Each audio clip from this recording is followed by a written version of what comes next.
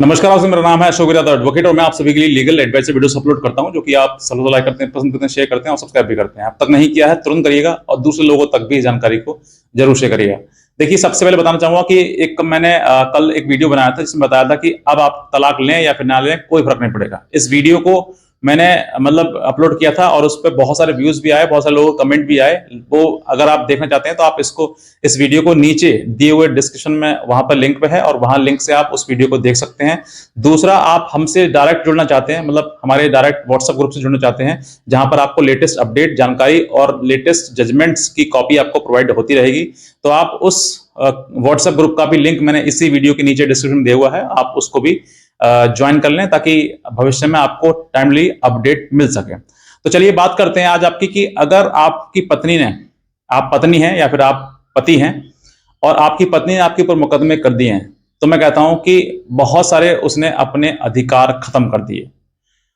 सबसे पहली बात पत्नियों के लिए, महिलाओं के लिए, जो महिलाएं बहुत छोटी छोटी बात पर बहुत जल्दी क्रोधित हो जाती हैं और वो थाने में जाकर या कोर्ट में जाकर मुकदमा दर्ज करवा देती हैं, उनको नहीं पता है कि इसका परिणाम क्या होगा।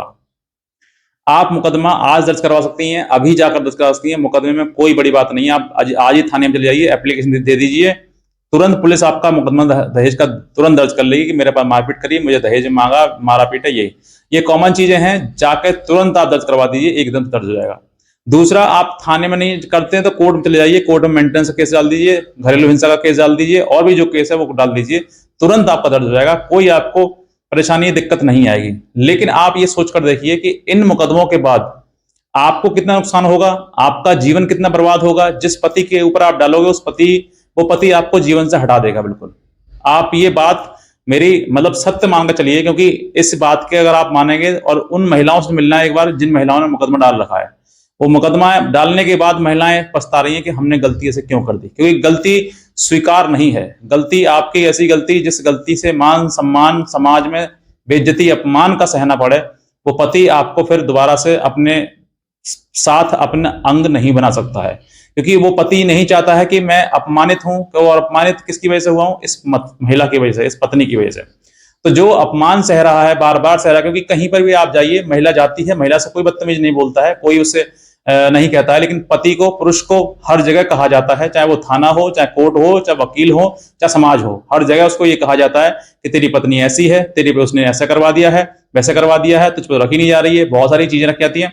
और पुलिस तो उसके साथ बर्बरता वाला व्यवहार करती है, गाली गलौच, गंदी और तू तड़ाक वाली चीजें। जो पुरुष जिसका समाज हो, समाज में सम्मान हो, जो अपने ऑफिस में अपने कलीग के साथ में उसका सम्मान हो, तो वो महिला के सामने इतना बेइज्जत हो कि उसके साथ में अपमानित, उसको गाली गलौच किया जाए, उसको माँ को, उसकी बहन को गाली गलौच दिया जाए उसी की पत्नी के सामने, और वो पत्नी सामने बैठ के सुन रही है और वो कंप्लेंट कर रही है कि ये पति मुझे ऐसा करता है, वैसे करता है। तो सोचकर देखिए कि उस पति के मान सम्मान, उसके पुरुषार्थ पर क्या ठेस पहुंचती है, जिसके बाद वो व्यक्ति अपने आप में जीना बंद कर देता है।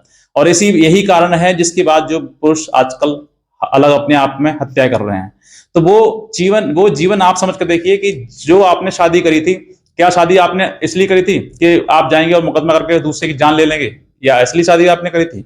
नहीं, आपने शादी इसलिए करी थी कि मैं अपना घर परिवार बसाऊं। अगर आपको नहीं रहना है, कुछ महिलाएं तो ये कहती हैं कि भाई शादी तो हो गई, अब शादी का कलंक जो है वो हमें हटाना है, तो क्या करती है, मुकदमा करती हैं और मुकदमे के आधार पर फिर पति से तलाक मांगती है और मोटी एलमनी मांगती हैं, पैसा मांगती हैं। क्योंकि ये एक स्कैम चल गया है। बहुत ज्यादा लोगों का यही है कि शादी हुई, शादी होकर लगा समझ नहीं आया या घर परिवार समझ नहीं आया, तो उस पर 5-6 मुकदमे लगा दो, उसके बाद जो है उसको वो सेटलमेंट करेगा और सेटलमेंट में मनमानी रकम मांगी जाएगी। ये एक आजकल चलन हो गया है, धंधा बना लिया है इस तरीके की चीजों में। तो आप इस सब चीजें के, अगर आप ये चाहती हैं कि भाई इस तरीके से है, तो आप अपना खत्म कर लीजिए, अपना सेटलमेंट कर लीजिए, अपने जितना जितना हो सकता है उतना आप घर पर रहिए अपने। क्यों आपको किसी की जिंदगी से खेलना है? क्यों किसी का जीवन अपने आपको लेना है? किसी का मत लीजिए। समय आने पर हर चीज का कहीं ना कहीं ये चीजें हो जाती हैं कि आपने किसी की जान ली है, तो कहीं ना कहीं आपको भी ईश्वर देखेगा और आपको भी वो चीजें, उसका फल आपको देगा। आपने मुकदमा आज कर दिया, लेकिन उसका जो फल है ना, वो आपको जीवन भर मिलता रहेगा लगातार। क्योंकि जिस पति के ऊपर आपने दिया है, वो डाला है मुकदमा, वो उस पति को पता है कि उसने कितनी पीड़ा झेली है, उसने कितना अपने आप को अपमानित समझा है, और कितना उसने जीवन भर जिस महिला को प्रेम करता है उसको भी वो भी चली गई, साथ साथ में मुकदमे और दे गई। तो आदमी डिप्रेशन, टेंशन में जैसी बीमारियां जैसे उसके पल रही हैं और वो ऐसी चीजों में हो जाता है, क्योंकि आप अपमान हर व्यक्ति सहन नहीं कर पाता है। अपमान जब सहन नहीं कर पाता है तो फिर वो व्यक्ति अपना जीवन त्याग देता है। तो ये महिलाओं के लिए सोचना है कि हमें ये ऐसा कदम उठाना है या फिर नहीं उठाना है। और रही बात अधिकारों की, सबसे पहला अधिकार तो आपका यह है कि जिस घर में आपने शादी करी है उस घर में रहने का अधिकार।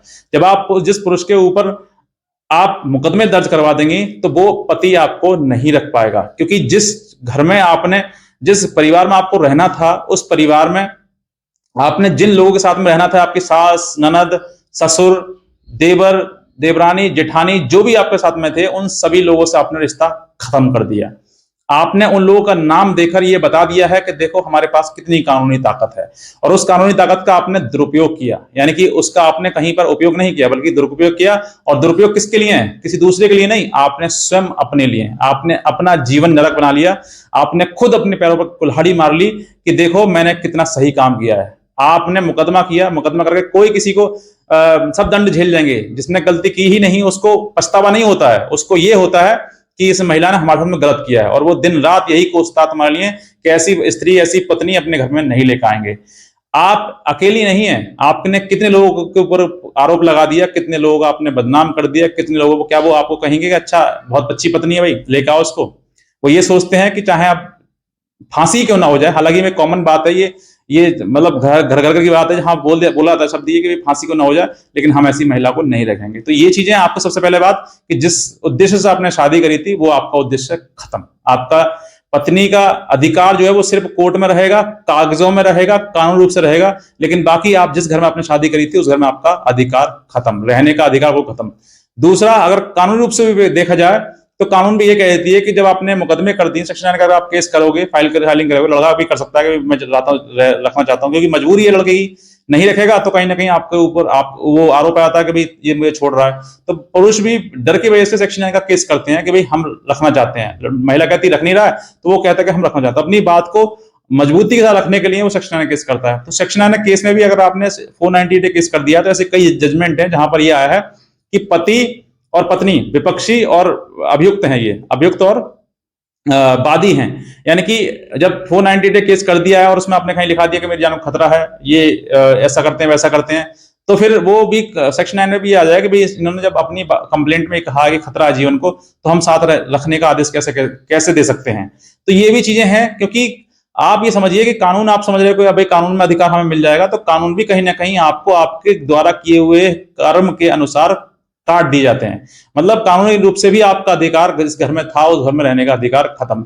दूसरा, जिस घर में आप आके मां बनती, वो मां बनने का भी आपका अधिकार खत्म। तीसरा, आप जहां पर चाची, भाभी या फिर किसी की मामी बनती हैं आप, वो भी अधिकार आपने खत्म कर दिया। यानी कि सारे अधिकार आपने इस तरीके की चीजें खत्म कर दे। आप अब सिर्फ जीवन भर बेटी बनी रहेंगी, या फिर जीवन जीते हुए, मतलब सुहागन बनते हुए आप विधवा का जीवन जिएंगे।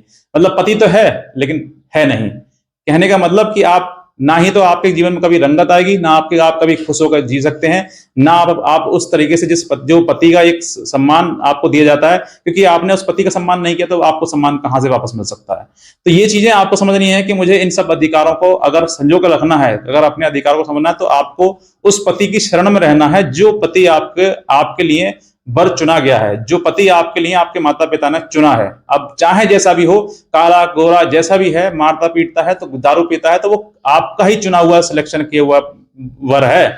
आप ही ने चुना है उसको, किसी कोई और बाहर से चुनकर नहीं आ गया है।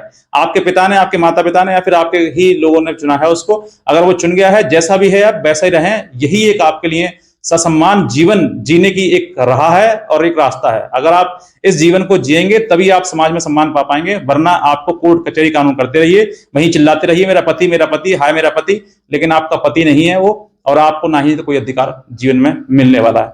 तो बस मैं इतने कहना चाहूंगा, अगर आप नए हैं तुरंत सब्सक्राइब कर लें, और अगर आप हमारे ग्रुप से जुड़ना चाहते हैं डायरेक्टली, तो उस ग्रुप का मैंने लिंक जो है वो नीचे इसी वीडियो के डिस्क्रिप्शन दिया हुआ है, उसको आप लिंक को फॉलो कर लें, और वहां पर आपको लेटेस्ट जजमेंट्स वगैरह आपको सब कुछ आता रहेगा, जानकारी आती रहेगी, बस उसको फॉलो कर लिए। इतने कहना चाहूंगा। आज का वीडियो देखना आपसे बहुत धन्यवाद।